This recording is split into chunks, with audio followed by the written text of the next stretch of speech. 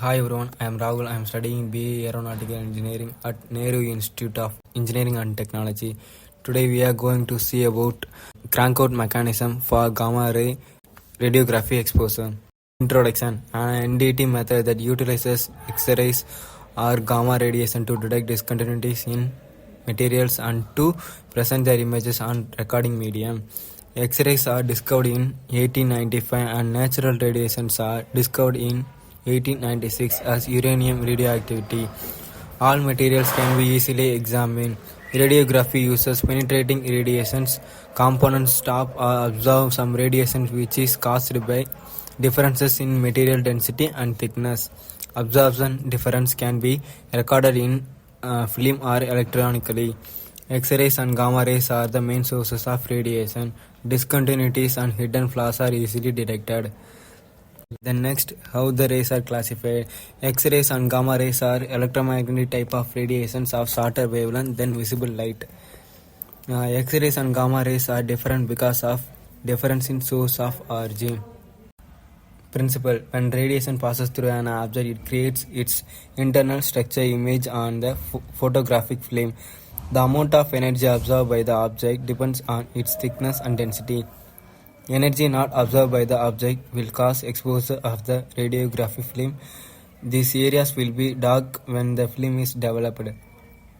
Areas of the object where the thickness has been changed by discontinuities such as porosity or cracks will disappear as dark outlines on the film. Conclusion of low density such as slag will appear as dark areas on the film. Production of X-rays. X-ray tubes produce X-ray photons by accelerating a stream of electrons and colliding with them with a heavy metal target. X-ray radiation with a continuous spectrum of engines is produced with a large range from a few to a maximum of the energy of the electron beam. When an X-ray photon knocks out an electron from inner shell of atom, the ejected electron is called photoelectron and this effect is called photoelectric effect. The atom will release energy by the emission of an Agar electron.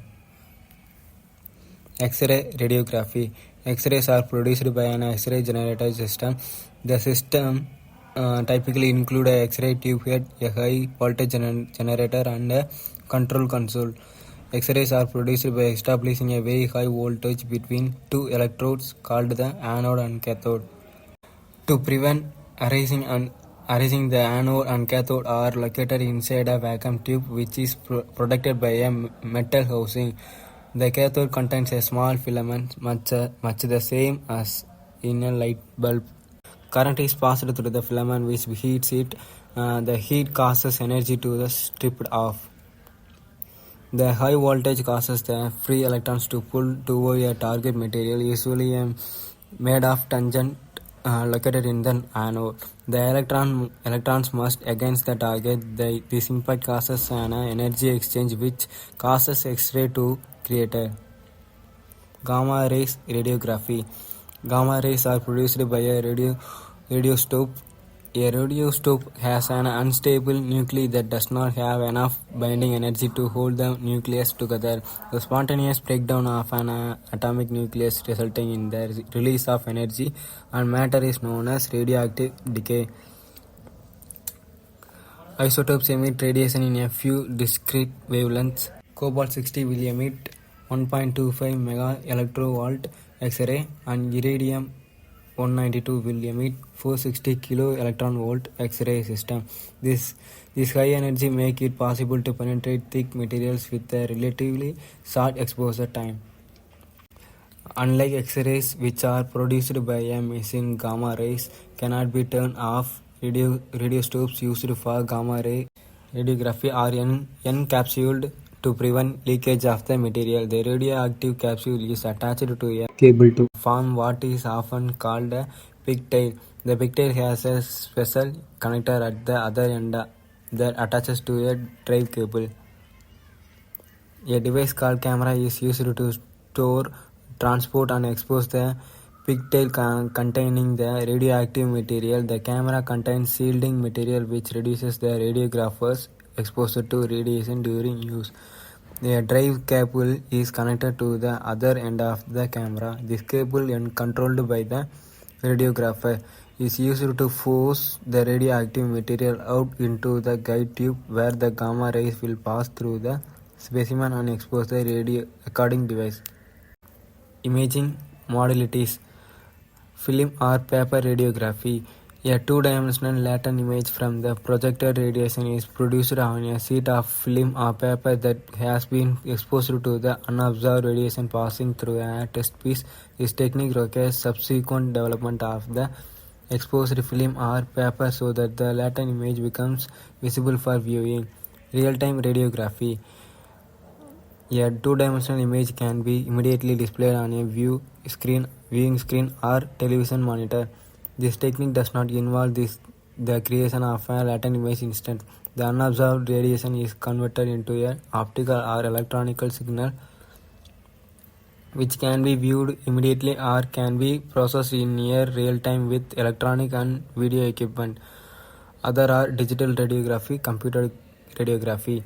Film development. One of the most widely used and oldest imaging mediums in industrial radiography is radiographic film. X-ray films for general radiography basically consist of an emulsion gelatin containing radiation-sensitive silver halide crystals.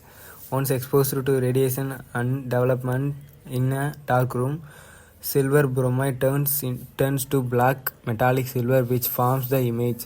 The developing agent gives off electrons to convert the silver halide grains to metallic silver. Grains that have been exposed to the radiation develop more rapidly.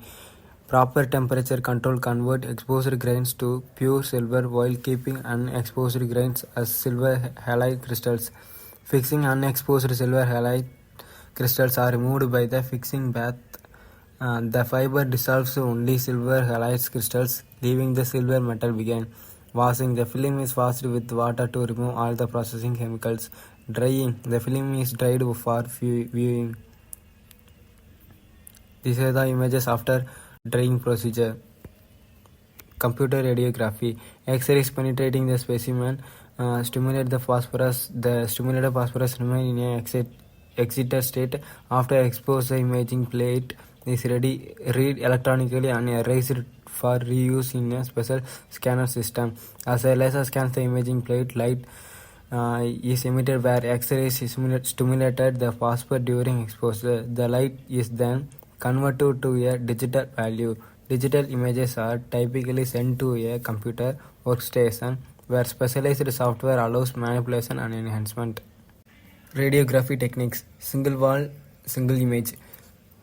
This technique is applicable in case when the material to be inspected is in the form of pipes, where two ways to do inspection in case.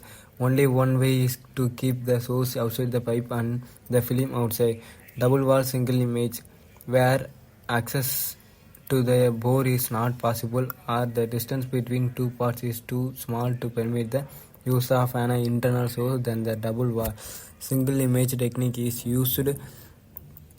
Here the film is placed on the outside of the pipe on the farthest side from the radiography source. Double wall double image. The last technique is double wall double image, generally used only on pipes less than 75 to 80 mm in diameter. As with the DWSI technique, multiple exposures are required to achieve complete covering. Advantages: detect internal flaws, detect change in composition, permanent recording of data, minimum surface penetration, applicable for any type of material, inspect assembled components, detect both surface and subsurface defects, sensitive to corrosion, flaws and densities. Disadvantages: use of safety precautions, experienced skill, high cost, flaw depth cannot be measured, dangerous for health.